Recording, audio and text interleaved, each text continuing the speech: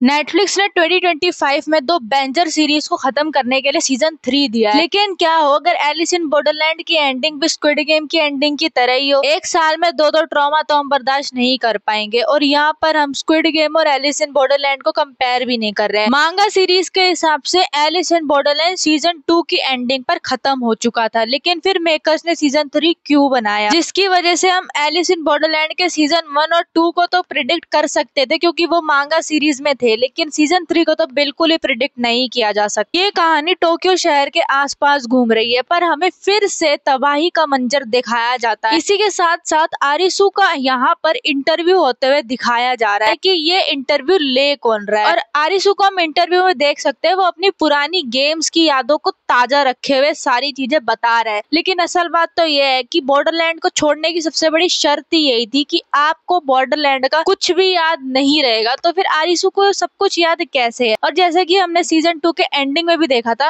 जितने भी main character थे एलिस इन बॉर्डरलैंड के, उनको कुछ भी याद नहीं था बॉर्डरलैंड के बारे में, चाहे भले ही वो फिर चिशिया हो, उसागी हो, कुइना हो, आन हो, किसी को भी कुछ भी याद नहीं था। तो फिर आरिसू को इतना कुछ कैसे याद है बॉर्डरलैंड के बारे में। तो ये एक तरीके से हिंट हो सकती है कि आरिसू को वापस बुलाने के लिए उसके यादें नहीं मिटाई गई हो। कहीं कहीं पर तो ये थ्योरीज भी आ रही है कि उसागी को किडनैप ही इसलिए किया गया ताकि आरिसू को वापस बॉर्डरलैंड में लाया जाए। और जैसा कि हम बांदा को यहाँ पर बात करते देख भी सकते हैं कि ह्यूमन इमोशंस के बारे में वो बात कर रहे हैं कि अगर आप इनको खींचोगे तो ये रिस्पॉन्ड जरूर करेंगे। तो कहीं इस बात का यही मतलब तो नहीं कि आरिसू को वापस बॉर्डरलैंड में खींचने के लिए इन्होंने उसागी को एब्डक्ट किया। जो भी कहो, इस सीरीज में हमें एक और कॉन्सेप्ट भी इसके साथ साथ देखने को मिल सकता है, वो है मल्टी डायमेंशनल कॉन्सेप्ट। जैसे कि हम यहाँ पे देख ही सकते हैं कि आरिसू के साथ साथ यहाँ पे और भी बहुत सारे बंदे हैं उसी बॉर्डरलैंड में। तो इतने सारे बंदे उसको कैसे देखने को मिल रहे हैं? क्या वो रियल वर्ल्ड में आ चुका है या फिर उसकी ये विवश शुरुआत है बॉर्डरलैंड से बाहर निकलने की? अगर मैं स्टेशन वाले सीन की बात करूँ तो यहाँ पे डेफिनेटली और कोई नहीं, जबकि यहाँ पे बंदा ही आरिसू से मिलने के लिए आया है। क्योंकि यहाँ के अगर आप बैकग्राउंड में देखोगे तो यहाँ पे काफी सारे फूल बने हुए हैं। वहीं पर अगर आप स्टेशन के बैकग्राउंड में भी चेक करते हो तो वहां पर ही बहुत सारे सनफ्लावर बने हुए हैं, तो जिससे हमें ये पता लगता है कि बांदा ही आरिसू से स्टेशन पे मिलने को आया था। लेकिन सबसे बड़ी बात तो ये है, ये कार्ड कौन सा है? कोई इसको कह रहा है कि एस कार्ड है, तो कोई कह रहा है कि जोकर कार्ड है। तो मुझे लगता है कि ये दोनों में से कोई भी कार्ड नहीं है, क्योंकि हम जो भी चीज प्रिडिक्ट कर पाते हैं वो चीज तो होती नहीं है। कोई और ही कार्ड हो सकता है। मे भी जो हमें टीजर में दिखाया गया उनमें से कोई एक कार्ड या फिर कोई और कार्ड, या तो ये हद मार के जोकर कार्ड हो सकता है। एस कार्ड भी लगना बहुत ज्यादा मुश्किल है, तो ये कोई सा भी कार्ड हो सकता है।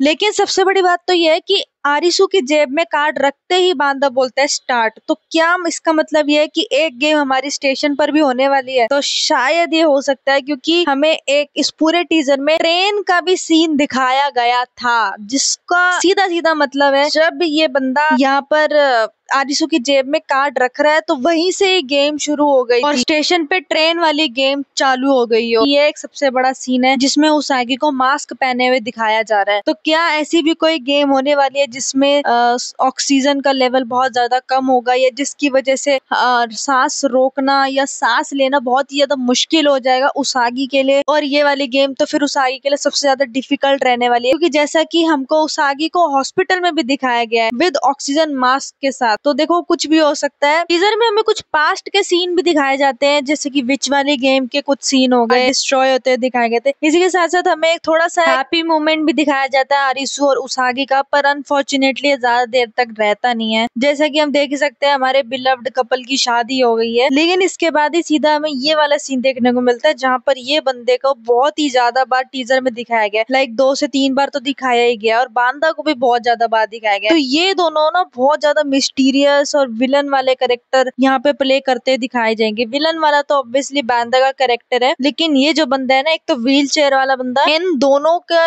भाई जो मिस्ट्री लेवल है ना बहुत अलग ही टाइप का है। ये इनकी बहुत ज्यादा मुझे लग रहा है कि सीजन 3 में इम्पोर्टेंस रहने वाली है, क्योंकि एक तो ये दोनों ही नए चेहरे हैं और हमें इनके बारे में कुछ भी नहीं पता कि क्या कर सकते हैं क्या नहीं। एक ये चूहे वाला सीन भी देखने को मिलता है, जो कि मुझे तो बिल्कुल भी समझ नहीं आ रहा कि कहाँ का सीन हो सकता है, कैसा सीन हो सकता है। लेकिन हाँ, अगर चूहा दिखाया तो इसकी भी बहुत ही ज्यादा इंपॉर्टेंस होने वाली है, क्योंकि टीजर में हर एक किस्म चीज की बहुत ज्यादा इंपॉर्टेंट चीज है। और 1 सेकंड में इस चूहे को दिखाया गया तो ये भी कोई बहुत ही खतरनाक गेम का हिस्सा होगा, और बाकी कुछ कह नहीं नहीं सकते इसके बारे में, पर हाँ चूहा भी यहाँ पे बहुत इंपॉर्टेंट रोल निभाने वाला है। इसी के साथ साथ हमें काफी सारे ऐसे कार्ड्स दिखाए गए जो हमारे डेक ऑफ कार्ड्स में नहीं हो। कुछ नए कार्ड्स भी इन्होंने बनाए, जैसे कि ज़ॉम्बी कार्ड हो गया, जिसका देखकर हमें साफ पता लग रहा है कि कोई ज़ॉम्बी वाला गेम होने वाला है, कोई अलग ही लेवल का ये गेम होगा जिसमें ज़ॉम्बी से इन लोगों को बचना होगा। फिर उसके बाद हमें शॉटगन कार्ड दिखाया जाता है, और अगर आप इसको ध्यान से देखोगे तो आपको ये शॉटगन के पीछे ये लड़की दिखाई दे रही है। जी हाँ, बिल्कुल सही कहा, ये ब्लू बाल वाली लड़की जो विलन का रोल जहां तक लग रहा है कि निभाएगी, तो ये भी दिखाया जाने वाला। दैट मीन्स कि शॉटगन वाली गेम में ये लड़की होगी। एक सबसे बड़ा क्वेश्चन ये भी है कि यहाँ पे ये जो प्लेयर है ये दूसरे प्लेयर को जोकर कार्ड लेने को ही क्यों मैनिपुलेट कर रहा है, ये बार बार उसके उंगली के नीचे जोकर कार्ड को क्यों रख रहा है। तो शायद यहाँ पे कोई ऐसी गेम हो जिसमें जो बंदा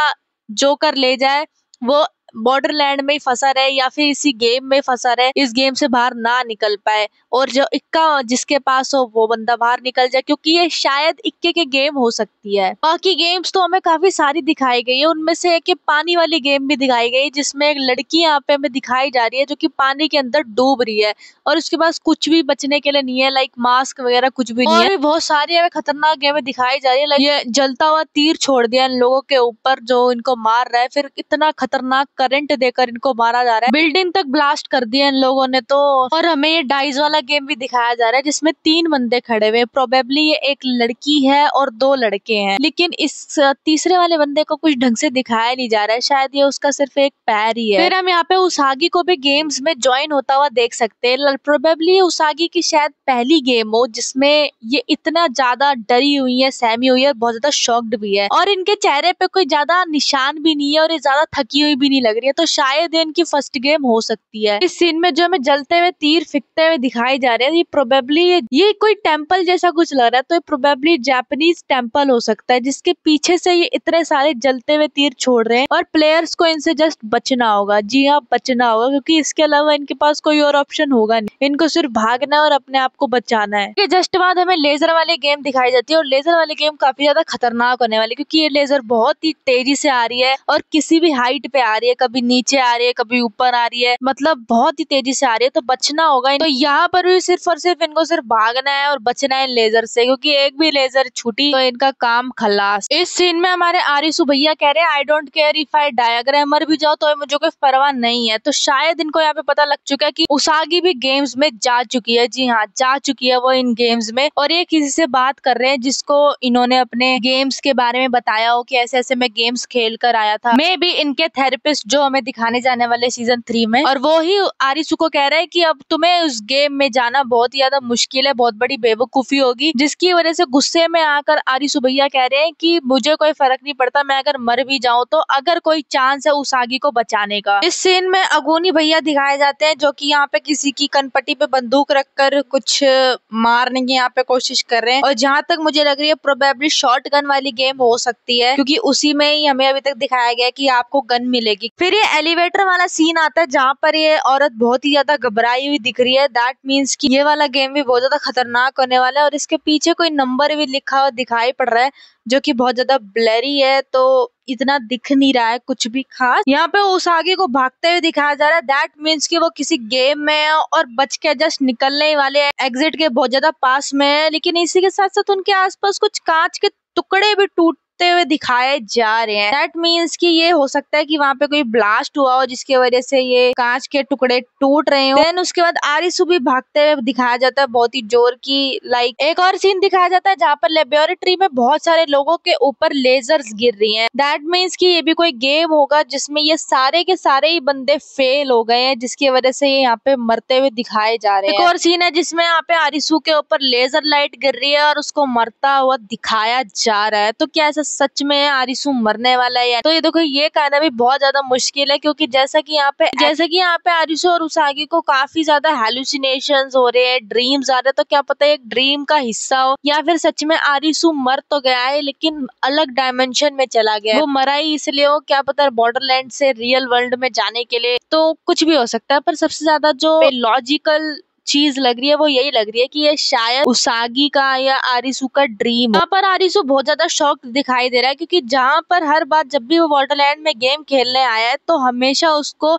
एकदम खाली शहर मिला है, लेकिन इस बार ये इतना ज्यादा भरा हुआ शहर क्यों है? और जैसा कि हम यहाँ पे देखकर बता ही सकते हैं कि आरिसु पहले गेम्स खेल चुका है, क्योंकि वो बहुत ज्यादा थका हुआ लग रहा है और बहुत सारी उसके मुंह पर चोटें भी लगी हुई हैं। तो इसी वजह से वो बहुत ज्यादा शॉक्ड है कि जब एक भी बंदा नहीं होता बॉर्डरलैंड में तो इतने सारे लोग आए कहाँ से। फिर उसके बाद ये वाला सीन दिखाया जाता है जहाँ पे ऑब्वियसली आरिसु किसी के अगेंस्ट में लड़ रहा है और ये मोस्ट प्रोबेबली फाइनल गेम हो सकती है जोकर के साथ। और क्या पता है जो छोटा सा चिंदी सा बंदा हमें यहाँ पे दिख रहा है ये जोकर ही हो, भले ही इसकी शक्ल यहाँ पे इतनी ज्यादा विजिबल नहीं है पर ये लग जोकर ही रहा है, क्योंकि यहाँ पे सिर्फ और सिर्फ आरिसु खड़ा है और वो एक अकेला बंदा खड़ा है। तो यहाँ पर आरिसु जोकर के साथ ही शायद फाइट करने वाला है। लेकिन एक और चीज यहाँ पे नोटिस करने वाली है वो है कि आरिसु के हाथ में क्या है। तो क्योंकि अगर आप इसको ध्यान से भी देखते हो तो भी कुछ खास आपको पता लग नहीं पा रहा कि ये क्या हो सकता है। तो ये शायद कोई ऐसा टूल हो जो जोकर को हराने के काम आए, या फिर जो आरिसु गेम खेल रहा है तो जब उसने गेम खेलने के लिए रजिस्ट्रेशन करा हो तब इसको ये वेपन मिला हो जोकर से लड़ने के लिए। और जोकर को हरा कर क्या होने वाला है? क्या जोकर को हराने के बाद ये रियल वर्ल्ड में जा पाएंगे कि? और ऑब्वियसली जोकर को हराना इतना ज्यादा आसान तो नहीं रहने वाला जितनी की बाकी गेम्स आसान रहने वाली थी। बाकी गेम्स भी आसान नहीं थी, पर हाँ जोकर को हराना इतना भी ज्यादा आसान नहीं होगा। आरिसु को बहुत सारे इल्यूजन्स, बहुत सारे हेलुसिनेशन, बहुत सारी चीजों का सामना करना पड़ेगा इसको हराने के लिए। वो शायद तभी अपने रियल वर्ल्ड में जा पाए। तो देखते हैं आखिर क्या होता है, और थ्योरीज के बारे में बात करेंगे अपने किसी अगले वीडियो में। तब तक के लिए